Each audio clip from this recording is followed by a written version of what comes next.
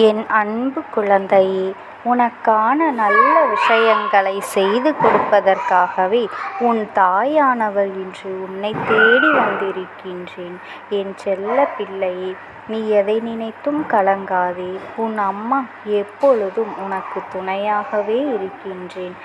உனக்கு நல்ல மனதிற்கு உனக்கு நல்ல விஷயத்தையே நான் செய்து கொடுப்பேன். என் தங்க பிள்ளையே, உன்னை தேடி நான் காண வந்திருக்கின்றேன் என்றால் அதற்கு ஒரு முக்கியமான காரணம் இருக்கின்றது. உன்னை காண நான் தேடி வந்திருக்கின்றேன். இது அப்படி என்ன வெற்றிகளை சாதித்து விட்டால் நம் அம்மா என்று என் பிள்ளை நீ நினைக்கின்றாய் அல்லவா? நிச்சயமாக உன் வாழ்க்கையில் ஒரு விஷயத்தை சாதித்து விட்டுதான் இன்று உன் அம்மாவும் உன் முன்னால் வந்து நின்று கொண்டிருக்கின்றேன். இந்த நல்ல நாளில் உன் முன்னால் நான் தோன்றுகின்றேன் என்றால் நிச்சயமாக ஏதோ ஒரு விஷயத்தை உனக்கு உணர்த்துவதற்காகத்தான் வந்திருக்கின்றேன். என் தங்கமே, நீ குழம்பி தவிக்காதே. உன் வாழ்க்கையில் நீண்ட நாட்களாக உன்னை ஆட்டி படைத்த பிரச்சனை இன்று முடிவுக்கு வந்துவிட்டது. இன்னும் தெளிவாக சொல்ல வேண்டும் என்றால் அதற்கு முடிவினை நான் கட்டிவிட்டு வந்திருக்கின்றேன். யாருக்கும் இனி உனக்கு துரோகம் செய்கின்ற எண்ணம் வராது என் தங்கமே. அவர்களுக்கு அந்த அளவிற்கு பாடத்தினை நான் புகட்டி விட்டேன் என் குழந்தையே. அடுத்தவர்கள் வாழ்க்கையில் தான் செய்ய நினைத்தது என்னவென்பதை உணராமல் கஷ்டங்களையும் சோதனைகளையும் உனக்கு அதிகமாக கொடுத்து விட்டார்கள். இன்னமும் அதிகமாக கொடுக்கத்தான் பார்க்கின்றார்களே தவிர குறைக்க இல்லை. அவர்கள் உனக்கு துரோகங்களை செய்ய துணிந்து நின்றார்கள். ஏனோ உனக்கு உறங்க வேண்டும் என்பதற்காக மட்டுமே நீ இரவு நேரத்தில் படுத்து கொண்டிருந்தாய். ஆனாலும் உறக்கம் உன்னை தழுவாமல் நீ பட்ட கஷ்டம் என்ன என்பதை என்னால் உணர்ந்து கொள்ள முடிகின்றது. மனித மனம் மாறுவதை கண்டு என் குழந்தை பட்ட வேதனை ஏராளம். நாளுக்கு நாள் மாறிக்கொண்டே இருக்கும் பொழுது என் குழந்தையின் வாழ்க்கையின் மீது இருக்கின்ற நம்பிக்கையும் குறைந்து விட்டது என்று எதை நம்பித்தான் இனி வாழ்வது என்று என் குழந்தைக்கு இந்த வாழ்க்கையின் மேல் இருந்த பிடித்தமே குறைந்து விட்டது. உன்னுடைய மனதிற்குள் இருந்த பலவிதமான கஷ்டங்களும் இன்னும் அதிகமாகிக் கொண்டே இருக்கின்றது. வாழ்க்கையையே வெறுத்து நீ வாழ்க்கையின் விளிம்பில் நின்று கொண்டு இருக்கின்றாய். இன்று உன் அம்மா உனக்கு கொண்டு வந்திருக்கின்ற செய்தி உனக்கு நிச்சயமாக மன நிம்மதியை கொடுக்கும் என் தங்கமே. நான் உனக்கு செய்திருக்கின்ற செயல் எத்தனை பெரிய செயல் என்பதை நீ புரிந்து கொள்ள போகின்றாய். ஏனென்றால் அவர்கள் செய்த துரோகத்தை பார்த்தவள் நான் அல்லவா? இந்த அம்மா இது போன்ற ஒரு துரோகத்தை கண்டுவிட்டு அமைதியாக இருந்து விடுவாள் என்று மட்டும் நீ நினைத்து விடாதே. இந்த தாயானவள் என்னுடைய எண்ணங்கள் எந்த நேரத்தில் எப்படி மாறும் என்று யாராலும் கணிக்க முடியாது. நான் சில நேரங்களில் அமைதியாக இருக்கின்றேன் என்றால் அதை அவர்களுக்கு நான் ஏற்படுத்தி கொடுக்கின்ற நல்ல நேரம். அந்த நேரத்தை பயன்படுத்தி கொண்டு அவர்கள் செய்த தவறை திருத்தி கொண்டு நல்ல வழிக்கு வந்துவிட்டார்கள் என்றால் தப்பித்து விடுவார்கள். அந்த நேரத்தையும் சரியாக பயன்படுத்தி கொள்ளாமல் மேலும் மேலும் தவறுகளை மட்டுமே செய்து கொண்டிருப்பார்கள். ஆனால் வாழ்க்கையில் அவர்கள் படப்போகின்ற வேதனைகளை ஒருபொழுதும் யாராலும் மாற்றிவிட முடியாது என் குழந்தையே. என்றுமே நான் உன் வாழ்க்கையில் இருக்கின்றேன். அப்பொழுது அந்த நம்பிக்கை போதும்.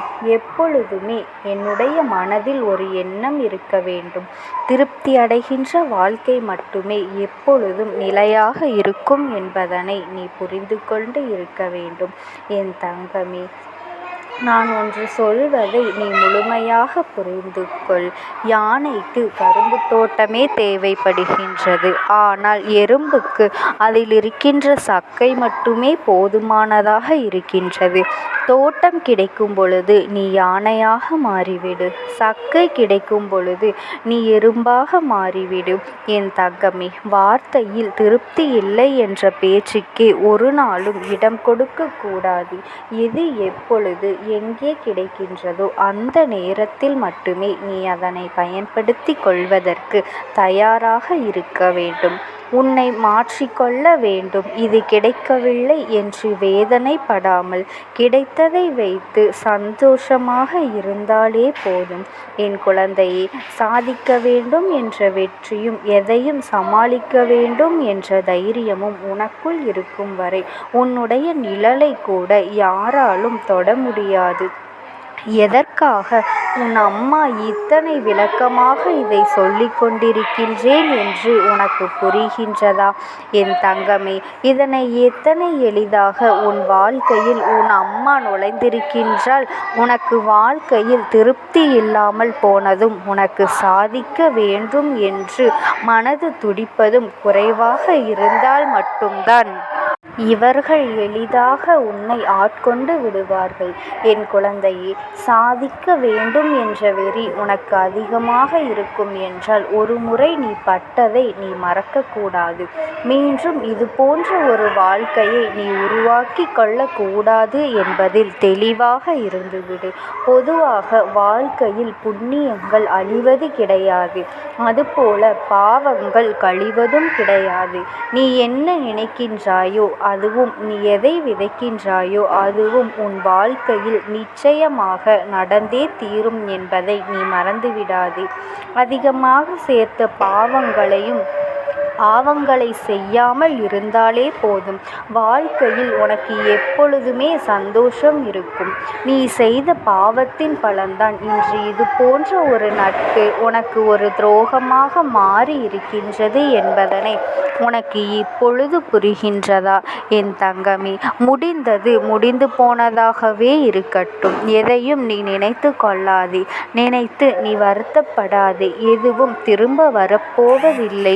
எதையும் நினைத்து கவலைப்படாதே என் தங்கமே. என் குழந்தையே, 4 பேருக்கு எப்படி நல்லது செய்யலாம் என்பதை மட்டும் நீ அதை பற்றி மட்டும் சிந்தித்து கொண்டு அதை மட்டும் நீ வாழ்க்கையில் செயல்படுத்து. அத்தனையும் உன்னுடைய நன்மைக்காகவே என்பதை நீ புரிந்து கொள்கின்ற அளவு வேண்டும். வேஷம் போடுகின்ற இந்த உறவுகளுக்கு மத்தியில் உண்மையான பாசம் தோற்றுதான் போய்விடுகின்றது. என் குழந்தையே, மதிக்கெட்ட இந்த மனதிற்கு நிச்சயமாக அது தெரியவில்லை. அது பாசம் இல்லை, வேஷம் என்று. என் குழந்தையே, நீ புலம்பும்போது நீ சொல்லிய வார்த்தைகளை நான் நிச்சயமாக கேட்டேன். வேஷம் என்று தெரிந்த பிறகும் மீண்டும் மீண்டும் அதற்குள் செல்லாதே என்றுதான் நான் சொல்கின்றேன். யாரையும் கஷ்டப்படுத்தி கிடைக்கின்ற சந்தோஷம் உனக்கு வேண்டாம், ஒருபொழுதும் வேண்டாம். மன அமைதிக்காக மட்டும்தான் உனக்கு உறவுகளை நான் படைத்து கொடுத்தேன். ஆனால் இன்றைய நிலையில் மனதில் நிம்மதி இல்லாமல் போவதற்கு காரணமே இந்த உறவுகள்தான் என்று நீ முடிவெடுத்த பிறகு இனிமேலாவது இவர்களிடத்தில் நீ கவனமாக இருக்க வேண்டும். என் அன்பு குழந்தைக்கு இந்த அம்மாவினுடைய அன்பும் ஆசீர்வாதங்களும் முழுமையாக கிடைக்கும்.